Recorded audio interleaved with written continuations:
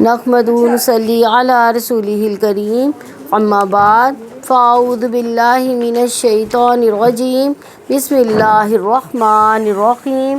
رب اشرح لی صدری ویسر لی امری واحلل عقدۃ من لسانی یفقہوا قولی، رب یسر ولا تعسر وتمم بالخیر۔ رکوع نمبر 18، آیت نمبر 95۔ انا یقیناً اللہ تعالیٰ فالق پھاڑنے والا ہے، لحبی دانے کو، النوا اور گٹھلی کو، یخرجو وہ نکالتا ہے، الحی زندہ کو، من المیتی مردہ سے، و مخرجو اور وہ نکالنے والا، المیتی مردہ کو، من الحی زندہ سے، ذالکم وہی ہے اللہ تعالیٰ، فانا تو پھر کدھر تؤفکون تم بہکائے جاتے ہو، فالق پھاڑ نکالنے والا، الاصباحی صبح کو، وجعل اور اس نے بنایا اللیل رات کو، سکنن سکون کا باعث، والشمس اور سورج کو، والقمر اور چاند کو، حسبانہ حساب کا ذریعہ، ذالک یہ تقدیر اندازہ ہے، العزیز سب پر غالب، العلیم سب کچھ جاننے والے کے، وہو اور وہی الذی جس سے جعل بنایا لکم تمہارے لیے، النجوم تاروں کو، لتہتدوا تاکہ تم راستہ معلوم کرو، بہا ساتھ اس کے، فی ظلمات طریقوں میں، البری خشکی کی، والبحر اور سمندر کی،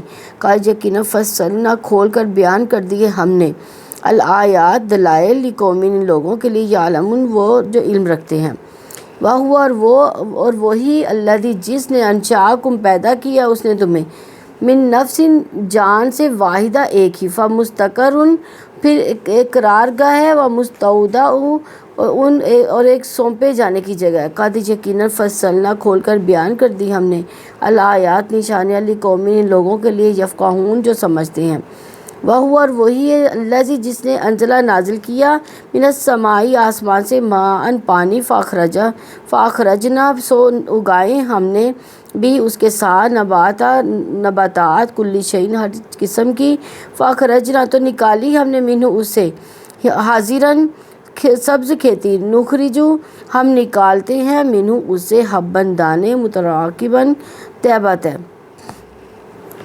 ومن النخل اور کھجور کے درختوں سے، من طلعہا اور اس کے گابوں سے، کنوان اور خوشے، دانیات جھکے ہوئے، وجنات اور باغات، من عناب انگوروں میں سے، والزیتون اور زیتون کے، والرمان اور انار کے، متشابہ ملتے جلتے، وغیرہ اور نہ متشابہ ملنے جلنے والے، انظروا تم دیکھو، الی ثمرہ اس کے پھل کی طرف، اذا جب اثمر وہ پھل لائے، وینعہ اور پک کر تیار ہو جائے وہ، ان بلا شبہ، فی ذالک اس میں، لآیات یقیناً نشانیاں، لقوم قوم کے لیے، یؤمنون وہ جو ایمان لاتے ہیں، وجعلوا اور انہوں نے قرار دیا ہے، للہ اللہ تعالیٰ کے لیے، شرکاء شریک، الجن جنوں کو، وخلقہم حالانکہ اس نے پیدا کیا ان کو، اور خلقہ پیدا کیا ہم ان کو، وخرقوا اور انہوں نے تراشے ہیں، لہو اس کے لیے، بنین بیٹے، و بناتن اور بیٹیاں، بغیر علم کچھ جانے بغیر، سبحانہ پاک ہے وہ، وتعالی اور بہت بلند، بےحد بلند ہے، اما اس سے جو یصفون وہ بیان کرتے ہیں۔ ان کے روٹ ورڈ دیکھ لیں، فالق، ہاں فلک بھی اسی لفظ سے ہی ہے، پھاڑنا، حبہ ہابا، والنوا نون واو یا، مخرجو ہاں، یخرجو کا بھی یہی ہے، مخرجو کا بھی یہی ہے، میتی میم واؤتا، الحیہ ہا یا، تؤفکون اصباحی، سکنن، تقدیر، العزیز، العلیم، النجوم، نون جیم میم، ظلمات، البری، البحر، فصلنا، یعلمون، فمستقر، مستودع، واو دالن، فصلنا، یفقہون، نباتا فاخرجنا نخرجو کا بھی یہی ہے حبن متراکبن من النخل طلعها طالام عین متشابہن ہاں شبیہ سے متشابہن کا بھی یہی ہے انظرو اسمرا ینعیہ نون عین نون عین واو یؤمنون وجعلوا خلقہم خالام کاف وخرقوا یصفون واو صاد فا وصف سے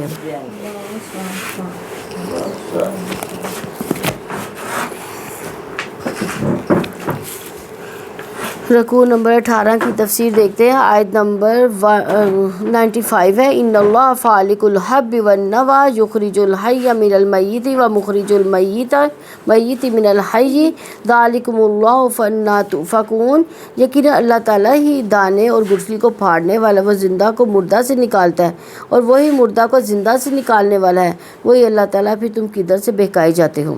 یعنی اللہ تعالیٰ نے اس پہ واضح کیا کہ دیکھو ایک بے جان گٹھلی اور ایک بے جان بیج بڑھنے والے زندہ درخت یا پودے سے نکلتا ہے، اور بیج اور گٹھلی کے اندر چھپی ہوئی زندگی ایک دوسرے پودے کی شکل اختیار کر لیتی ہے. انسان جب ایک چیز کو بناتا ہے تو اس کے اجزاء کو الگ الگ بناتا ہے. اللہ تعالیٰ ایک چیز کو اس کے مجموعے کے ساتھ بیک وقت پیدا کرتا ہے، پورے کا پورا درخت ایک بیج سے بنا کھڑا کر دیتا ہے. یہ اللہ تعالیٰ کی انوکھی تخلیق ہے. انسان اس زندگی کے خواص سے واقف ہے، لیکن زندگی کی اصل منبع اور اس کی اصل حقیقت کا اسے علم نہیں ہے. اللہ تبارک تعالیٰ نے اپنے کمال، اپنے جلال، عظیم اقتدار اور وسعت رحمت کی خبر دی ہے کہ اللہ تعالیٰ صحرا بیابان کو کیسے تمہارے لیے بڑھ دیتا ہے. ان بیجوں سے جن کو کاشت کیا جاتا ہے، ان سے بھی جنہیں کاشت نہیں کیا جاتا، وہ ساری مخلوق کے لیے اس طرح خوراک مہیا کرتا ہے. تو اللہ تعالیٰ کہتے ہیں یخرج الحی من المیت، وہ زندہ کو مردہ سے نکالتا ہے. یعنی اس کی کیا مثال ہے؟ زندہ سے مردہ کیسے نکلتا ہے؟ یعنی کہ وہ بیج جو ہوتا ہے وہ زندہ ہوتا ہے اور اس میں سے پھر پودا نکلتا ہے. نہیں یہ زندہ سے مردہ، ہاں مرغی سے وہ انڈا، مرغی سے انڈا یعنی مردہ نکل آیا، ٹھیک ہے. اسی طرح اناج جو نکلتا ہے وہ زندہ پودے سے نکلتا ہے نا، اناج بھی درخت کے جو بیج ہے وہ بھی اس سے نکلتے ہیں. مخرج المیت من الحی، یعنی مردہ سے زندہ کیسے نکلتا ہے؟ انڈے سے چوزا نکل جاتا ہے، ٹھیک ہے، اور گٹھلی سے درخت بن جاتے ہیں. تو اللہ تعالیٰ کے سوا کوئی بھی مردہ ذروں کو زندہ کرنے والا نہیں. زندگی کے آغاز کے وقت کوئی یہ قدرت نہیں رکھتا کہ مردہ ذروں کو زندہ کر سکے. وہ اللہ تعالیٰ ہی ہے جو موت کے وقت زندہ ذروں کو مردہ کر دیتا ہے. زندگی ایک راز ہے جس کی حقیقت کا علم صرف اللہ تعالیٰ کے پاس ہے. ہر چیز کی تخلیق اللہ تعالیٰ کے اندازے اس کی تقدیر کے مطابق ہوتی ہے. ذالکم اللہ، وہی اللہ تعالیٰ ہے، یعنی وہی تمہارا رب ہے، وہی موجود ہے، وہی راز اس کو معلوم ہے. اسی کا حق ہے کہ تم اس کے احکامات کی اطاعت کرو، اسی سے ڈرو. فانا تؤفکون، پھر تم کدھر سے بہکائے جاتے ہو؟ یہ زندگی کا موجد اللہ تعالیٰ ہے، پھر تم کدھر بہکائے جا رہے ہو؟ تمہاری زندگی کے لیے تدبیر انتظامات اللہ تعالیٰ کر رہا ہے، تمہاری مکمل اطاعت کا مستحق بھی وہی ہے. پھر انسان کو چھوڑ کر کس جانب توجہ کر رہا ہے؟ وہ پیچھے کون ہے جو اس کی توجہ بٹا رہا ہے؟ اللہ تعالیٰ جو عظیم ہے، قدرتوں والا ہے. اس کی عبادت کو چھوڑ کر تم کن ہستیوں کی طرف بہکائے جا رہے ہو؟ کن کی عبادت کر رہے ہو جو اپنے لیے نفع نقصان کے مالک نہیں، جو موت و حیات اور دوبارہ اٹھائے جانے پر قادر نہیں؟ آیت نمبر 96 ہے، فالق الاسباحی وجعل اللیل سکنا والشمس والقمر حسبانا ذالک تقدیر العزیز العلیم۔ وہ صبح کو پھاڑ نکالنے والا، اسے رات کو سکون کا باعث بنایا، سورج اور چاند کو حساب کا ذریعہ بنایا، یہ سب پر غالب سب کچھ جاننے والے کے اندازہ ہے۔ یعنی رات کی تاریکی سے صبح کا نکالنا ایسا ہی عمل ہے جس طرح گٹھلی اور دانے کو پھاڑ کر پورا درخت نکالنا۔ ایک حرکت میں صبح کی روشنی نکلتی ہے، دوسری سے پودے کی کونپل نکلتی ہے۔ ان دونوں مثالوں میں تشبیہ کی وجہ حرکت، زندگی اور خوبصورتی دونوں مزاج کے اعتبار سے ایک جیسی۔ جو رب دانے اور گٹھلی کو پھاڑتا ہے وہی زمین کے اندھیروں کو صبح کے جالے سے پھاڑتا ہے۔ پھر تاریکی ختم ہو جاتی ہے، لوگ اپنی معاش اور دیگر کاموں میں مصروف ہو جاتے ہیں۔ گٹھلی اور رات دونوں میں سکون بھی وجہ مماثلت ہے، اور اسی سکون کا ہر چیز کے اگنے اور بڑھنے سے خاص تعلق ہے۔ وجعل اللیل سکنا، اس نے رات کو سکون کا باعث بنایا، یعنی رات کا نکلنا سکون کا باعث ہے۔ سورج اور چاند کے طلوع اور غروب کے حساب کتاب سے قدرت اور علم رکھنے والے کے اندازوں کو ثابت کیا گیا ہے۔ مخلوق کو جس سکون اور آرام کی ضرورت ہے، ان کے آرام اور سکون کے لیے رات بنائی گئی۔ رات میں پرندے اور جانور بھی آرام کرتے ہیں، لیکن انسان کیا کرتے ہیں؟ جاگتے ہیں۔ آج کل دیکھیں، یہ قدرت کے ساتھ ایک قسم کا کھلا تضاد نہیں ہے کہ رات کو جاگنا، حالانکہ اللہ تعالیٰ نے رات کس لیے بنائی ہے؟ سکون کے لیے۔ تو زندگی اپنے محور کے گرد گھومتی ہے، جو حصہ سورج کے سامنے آتا ہے وہاں دن ہوتا ہے، باقی حصے میں رات ہوتی ہے۔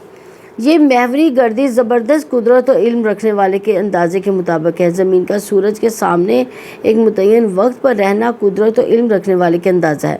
والشمس والقمر حسبانا، اور سورج اور چاند کو حساب کا ذریعہ بنایا، یعنی سورج اور چاند کے ذریعے وقت اور زمانوں کی پہچان بنائی۔ سورج اور چاند کے ذریعے عبادات کے اوقات اور معاملات کی مدت مقرر ہوئی۔ اگر سورج اور چاند باری باری نہ آئے تو سارے مصالحے فوت ہو جائیں۔ انہی کی وجہ سے حیات ممکن ہے۔ یہ اتفاق کی بنیاد نہیں ہے، قدرت والے اور علم کی تقدیر کے مطابق ہے یہ۔ اور سورج کی جسامت زمین سے 12 لاکھ گنا زیادہ ہے، اور زمین چاند سے 4 گنا بڑی ہے۔ یہ سب حرکت میں ہے، یہ قدرت والے علم والے کا اندازہ ہے۔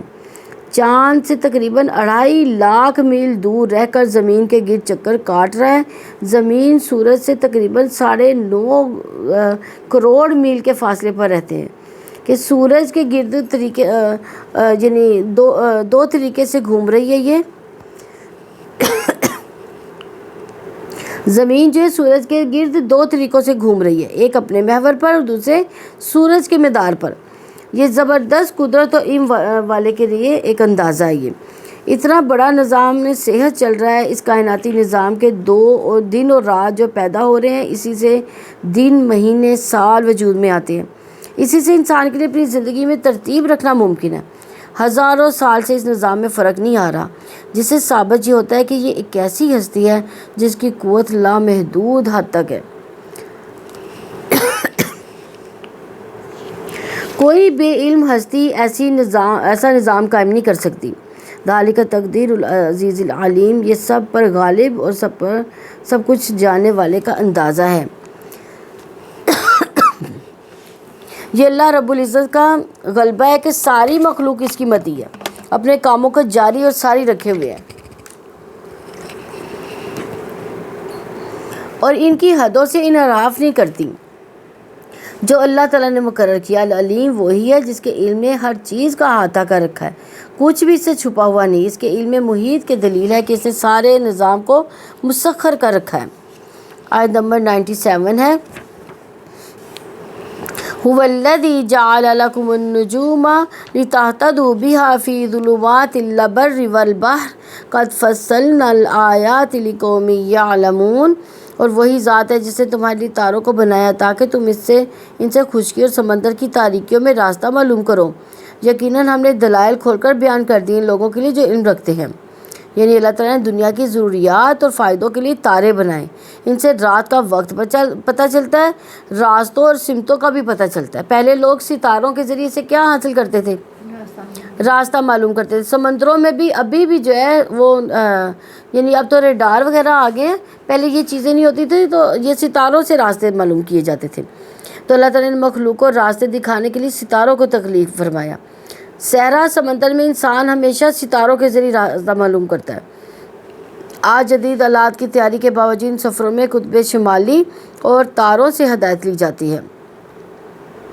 قد فصلنا الآیات لقوم یعلمون، یقیناً ہم نے دلائل کھول کر بیان کر دیے ان لوگوں کے لیے جو علم رکھتے ہیں، یعنی اللہ تعالیٰ نے ان آیات کو علم والوں کے لیے کھول کر بیان کر دیا۔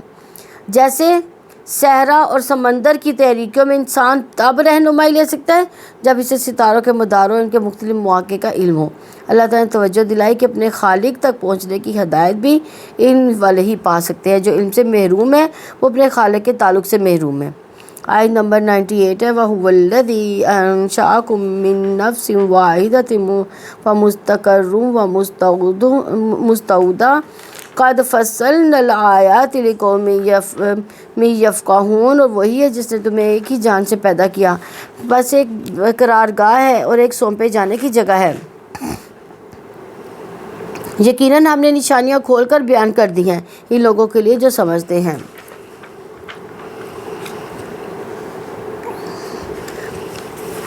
یعنی اللہ تعالیٰ نے آدم علیہ السلام سے ساری نسل انسانی کو پیدا کر دیا۔ ان کی تخلیق، اخلاق اور صاف میں فرق ہے کیونکہ اللہ تعالیٰ نے ایک جان سے پیدا کیا۔ مرد اور عورت اپنی حقیقت کے اعتبار سے ایک ہے۔ مرد اور عورت سے اللہ تعالیٰ نے کھربوں انسانوں کی پیدائش کا سلسلہ جاری کر دیا۔ جس نے انسان کو اس کی کائنات کا پیدا کیا، اس کی قدرت وسیع ہے۔ انسان کی یہ قدرت نہیں ہے کہ وہ ایک مشین تخلیق کرے، تو اس سے اسی قسم کی بے شمار مشینیں نکلتی چلی ہیں۔ انسانی کارخانوں کو الگ الگ مشینیں بنانی پڑتی ہیں۔ اللہ تعالیٰ ایک نادر تخلیق پر قادر ہے کہ ایک انسان کو وجود میں لا کر ایک چیز ساری نسل وجود میں لے آیا۔ فَمُسْتَقَرٌّ وَمُسْتَوْدَعٌ، بس ایک قرارگاہ ہے اور ایک سونپے جانے کی جگہ ہے۔ یعنی مستقر سے مراد ہے یہ جو رحم وغیرہ ہے، اور مستعود سے مراد ہے کہ مردوں کی پشت۔ تو انسان ابتدا میں ماں کے سپرد تھا جو اس کے مستقر ہے، پھر وہ دنیا میں آتا ہے، پھر موت کے بعد قبر میں جاتا ہے، تو اس کے لیے مستعود ہے۔ یعنی ہر انسان کے مستقر بھی الگ ہے، مستعود بھی مقرر ہے۔ اللہ تعالیٰ نے اس کا مستقر یعنی ان کی غایت اور انتہا مقرر فرما دی جس کی طرف ان کو لے جایا جا سکتا ہے، اور وہ ہے آخرت کی جائے قرار۔ اس سے آگے کوئی غایت اور انتہا نہیں ہے۔ دنیا وہ گھر ہے جہاں رہنے کے لیے مخلوق کو پیدا کیا گیا۔ ان کو اس لیے وجود میں لایا گیا تاکہ وہ اس کے اسباب لے کر بھاگ دوڑ کریں جو زمین میں پیدا ہوتے ہیں، اور زمین ان سے آباد ہوتی ہے۔ اللہ تعالیٰ نے ان کو آبا کی پشتوں اور ماں کے رحموں میں امانت رکھ دیا۔ وہاں سے یہ امانت دنیا میں آ جاتی ہے، پھر برزخ میں منتقل ہو جاتی ہے۔ ہر جگہ اس کی حیثیت امانت کی ہوتی ہے جس کو ٹھہراؤ اور ثبات نہیں بلکہ مستقل ہوتی رہے گی یہاں تک کہ اسے دارالآخرت میں پہنچا دیا جائے جو اس کا مستقر مقام ہے۔ رہا دنیا کا گھر تو یہ کذب گاہ ہے۔ قد فصلنا الآیات لقوم یفقہون، یقیناً ہم نے نشانیاں کھول کر بیان کر دی ان لوگوں کے لیے جو سمجھتے ہیں۔ کون لوگ سمجھتے ہیں؟ ایمان والے سمجھتے ہیں، یعنی جو اللہ تعالیٰ نے سمجھ رکھنے والوں کے لیے نشانیاں واضح کر دی نا، وہ فقہاء ہیں جو انسان کی تخلیق کے بارے میں اللہ تعالیٰ کی کاریگری کو جانتا ہے کہ کیسے نطفے سے مرد اور عورت پیدا کیے گئے، کیسے ان کی تعداد کم و بیش بڑھتی ہی چلی گئی، اور کیسے نسل کے جاری رہنے کے لیے انتظامات کیے گئے۔ اس میں غالب اور علم رکھنے والے خالق تک پہنچنے کے لیے نشانیاں، مگر سمجھ رکھنے والوں کے لیے اللہ تعالیٰ نے اپنی نشانیاں اس لیے کھول کر بیان کی تاکہ لوگ اس کی آیات کو سمجھیں۔ آیت نمبر 99 ہے، وَهُوَ الَّذِي أَنزَلَ مِنَ السَّمَاءِ فَأَخْرَجْنَا بِهِ نَبَاتَ كُلِّ شَيْءٍ فَأَخْرَجْنَا مِنْهُ حَدِيدًا نُخْرِجُ مِنْهُ حَبًّا مُتَرَاكِبًا وَمِنَ النَّخْلِ مِن طَلْعِهَا كِنْوَانٌ دَانِيَةٌ وَجَنَّاتٍ مِّنْ أَعْنَابٍ وَالزَّيْتُونَ وَالرُّمَّانَ مُتَشَابِهًا وَغَيْرَ مُتَشَابِهٍ انظُرُوا إِلَىٰ ثَمَرِهِ إِذَا أَثْمَرَ وَيَنْعِي إِنَّ فِي ذَلِكُمْ لَآيَاتٍ لِقَوْمٍ يُؤْمِنُونَ، اور وہی ذات ہے جس نے آسمان سے پانی نازل کیا، سو ہم نے اس سے ہر قسم کی نباتات اگائیں، تو ہم نے اس سے سبز کھیتی نکالی جس سے ہم تہ بتہ دانے نکالتے ہیں، اور کھجور کے درختوں سے اس کے گابوں سے جھکے ہوئے خوشے ہیں، اور انگور اور زیتون اور انار کے باغات ہیں آپس میں ملتے جلتے اور نہ ملنے جلنے والے۔ اس کے پھل کو دیکھو جب وہ پھل لائے اور جب وہ پکتا ہے، بلا شبہ ان چیزوں میں یقیناً نشانیاں ان کے لیے جو ایمان لاتے ہیں۔ یعنی اللہ تعالیٰ نے اپنے انعامات میں سے بڑی نعمت کا ادھر بیان کیا ہے کہ ہر چیز کی پیدائش کس کے ساتھ کی گئی ہے؟ پانی کے ساتھ ہر چیز کی پیدائش ہے۔ سطح زمین پر مٹی کی فراوانی پانی کی وجہ سے ہے۔ زمین کو تر و تازہ سبز رکھنے کے لیے پانی اہم کردار ادا کرتا ہے۔ آسمانوں میں بجلیوں کی چمک کی وجہ سے برف اور بارشوں کے ساتھ نائٹروجن گرتی رہی جو پانیوں میں تحلیل ہوتی رہی۔ اسی طرح زمین کی جو روانگی ہے یعنی اس کی جو ہریالی ہے وہ بھی اسی سے ہی ہے، پانی سے۔ تو اللہ تعالیٰ نے پانی نعمت عطا کی ہے جسے ہر قسم کی غذائیں بھی مہیا کی ہے، دیگر ضروریات پوری کی۔ یہ انعام واجب کرتا ہے کہ بندے اللہ تعالیٰ کا شکر ادا کریں، اس کی عبادت اور اس کی محبت کے لیے کوششیں کریں۔ تو ہر پودا جب اگتا ہے تو سبز ہوتا ہے، مٹی سے سبزہ نکالنے والا اللہ تعالیٰ ہے۔ فَأَخْرَجْنَا بِهِ نَبَاتَ كُلِّ شَيْءٍ وَأَخْرَجْنَا مِنْهُ حَضِيرًا نُخْرِجُ مِنْهُ حَبًّا مُتَرَاكِبًا۔ سو ہم نے اس سے ہر قسم کی نباتات اگائیں تو ہم نے اسے سبز کھیتی نکالی جس سے تہ بتہ دانے نکلتے ہیں۔ یعنی ہر جو کھیتی ہے وہ کس رنگ کی ہوتی ہے؟ سبز رنگ کی۔ تو اللہ تعالیٰ نے پانی سے اگنے والی نفع مند نباتات کا یہاں پہ ذکر کیا ہے کہ اللہ تعالیٰ نے سرسبز نباتات میں تہ بتہ دانے نکالے، یعنی گندم، جو، مکئی، چاول، دیگر اجناس سب ایک ہی مادے سے اپنی خوراک حاصل کرتے ہیں۔ یعنی ایک ہی مٹی ہے، ایک ہی پانی ہے جو آسمان سے آتا ہے اور اسی کے ساتھ یہ سارے سرسبز و شاداب ہو جاتے ہیں۔ تمام دانے الگ الگ ہوتے ہیں جبکہ ان کی جڑ ایک ہی ہوتی ہے۔ ان میں سے کچھ بیج کے لیے رکھ لیے جاتے ہیں، کچھ ذخیرہ کر لیے جاتے ہیں۔ وَمِنَ النَّخْلِ مِن طَلْعِهَا كِنْوَانٌ دَانِيَةٌ وَجَنَّاتٍ مِّنْ أَعْنَابٍ وَالزَّيْتُونَ وَالرُّمَّانَ مُتَشَابِهٌ وَغَيْرَ مُتَشَابِهٍ، اور کھجور کے درختوں سے اس کے گابوں سے جھکے ہوئے خوشے ہیں، اور انگور اور زیتون اور انار کے باغات ہیں آپس میں ملتے جلتے اور نہ ملنے جلنے والے۔ یعنی اللہ تعالیٰ نے کھجور سے گابے اس کے کھجور کے خوشے نکالے۔ تلوہا، اس کے گابے سے جو خوشہ نکلنے سے پہلے کا غلاف ہوتا ہے وہ یہ تلو ہے۔ اور کنوان دانیہ، اللہ تعالیٰ پھلوں کے جھکے ہوئے جو گچھے نکالتا ہے جن کو کھجورے سے حاصل کرنا مشکل نہیں ہوتا۔ اللہ تعالیٰ نے خاص طور پر انگور، زیتون اور انار کے باغات کا ذکر کیا کیونکہ ان میں نفع زیادہ ہے، ان کی بڑی اہمیت ہے۔ متشابہ و غیر متشابہ سے کیا مراد ہے کہ انار اور زیتون ہو سکتے ہیں کیونکہ ان کے درخت اور پتے ملتے جلتے ہیں۔ انار اور جو ہے نا زیتون، ان کے پتے جو ہے نا وہ ملتے جلتے ہوتے ہیں، اور پھل غیر جو ہے وہ غیر مشابہ ہے۔ اس سے وہ تمام درخت اور پھل بھی مراد ہو سکتے ہیں جو کسی اعتبار سے ایک دوسرے سے مشابہ رکھتے ہیں لیکن دوسرے اعتبار سے مختلف ہوتے ہیں۔ انظروا الی ثمرہ اذا اثمر وینعی، اس کے پھل کو دیکھو جب وہ پھل لائے اور جب وہ پکتا ہے۔ یعنی اللہ تعالیٰ نے پھل کھانے کو نہیں، غور و فکر کرنے کی دعوت دی ہے کہ پکنے کی خوبصورتی دیکھ کر اللہ تعالیٰ کی کاریگری پر غور کرو اور اسے لطف حاصل کرو۔ اللہ تعالیٰ نے عام طور پر تمام پھلوں کی طرف لیکن خاص طور پر کھجور کی طرف توجہ کرنے کی دعوت دی ہے۔ غور و فکر کی دعوت اس وقت ہے کہ اذا اثمر، جب وہ پھل لائے، وینعی، اور اس کے پکنے پر یعنی اس کے شگوفے نکلنے اور پک کر پھل کے سرخ ہونے پر اللہ تعالیٰ کی رحمت اور احسان کو دیکھو۔ ان فی ذالکم لآیات لقوم یؤمنون، بلا شبہ ان چیزوں میں یقیناً نشانیاں ان کے لیے جو ایمان لاتے ہیں۔ یعنی اللہ تعالیٰ نے آیات الہی سے فائدہ اٹھانے کو مومنوں کے ساتھ خاص کیا کیونکہ نشانیاں ان لوگوں کے لیے جو ایمان لاتے ہیں۔ ایمان لانے سے قبول کرنے کی صلاحیت پیدا ہوتی ہے اور انسان کا دل کھل جاتا ہے، پھر انسان اللہ تعالیٰ کی نشانیوں پر بھی غور و فکر بھی کرتا ہے۔ مومنوں کا ان کا ایمان اس بات پر آمادہ کرتا ہے کہ وہ ایمان کے تقاضے کو پورا کریں، ان میں سے اللہ تعالیٰ کی آیات پر غور و فکر کریں، ان کے نتائج نکالیں۔ وَجَعَلُوا لِلَّهِ شُرَكَاءَ الْجِنَّ وَخَلَقَهُمْ وَخَرَقُوا لَهُ بَنِينَ وَبَنَاتٍ بِغَيْرِ علم سبحانہ وتعالی عما یصفون۔ 100 نمبر آیت ہے۔ وہ ان لوگوں نے جنوں کو اللہ تعالیٰ کا شریک بنا دیا، حالانکہ اس نے ان کو پیدا کیا، انہوں نے کچھ جانے بغیر ان کے بیٹے اور بیٹیاں تراش رکھی ہیں۔ وہ پاک ہے، بے حد بلند ہے اس سے جو وہ بیان کرتے ہیں۔ یعنی انسانوں کی یہ کمزوری بتا دی گئی کہ جس چیز میں بھی وہ پرسراریت دیکھتا ہے اسے سمجھ بیٹھتا ہے کہ یہ خدا ہے۔ پھر اس سے وہ نفع حاصل کرنے کے لیے مدد مانگنا شروع کر دیتا ہے، اس کی آفتوں سے بچنے کے لیے اس کو پوجنا شروع کر دیتا ہے۔ اس کی ذہنیت کے تحت جنوں اور فرشتوں کی پرستی شروع کر دی گئی، حالانکہ ان کے الہ نہ ہونے کا سب سے بڑا ثبوت یہ ہے کہ ان کے اندر تخلیق کرنے کی صفت ہی موجود نہیں ہے۔ اللہ تعالیٰ نے آگاہ فرمایا کہ بندوں پر اس کے اتنے احسانات ہیں، اس کے باوجود وہ جنوں اور فرشتوں کو اس کے ساتھ شریک ٹھہراتے ہیں، اس کی عبادت کرتے ہیں۔ اللہ تعالیٰ کے ساتھ شریک ٹھہرانے والے خلق اور امر میں شریک ٹھہراتے ہیں۔ انہوں نے جعلی طور پر یہ عقیدہ گھڑ لیا کہ یہودیوں نے عزیر کو اللہ کا بیٹا بنایا، عیسائیوں نے حضرت سیدنا عیسیٰ علیہ السلام کو بیٹا بنایا، اہل عرب نے فرشتوں کو اللہ تعالیٰ کی بیٹیاں کہہ دیا۔ یہ سارے دعوے بغیر علم کے ہیں۔ انہوں نے نہ اپنے آپ کو پیدا کیا، نہ دوسروں کو پیدا کرنے پر قادر ہے۔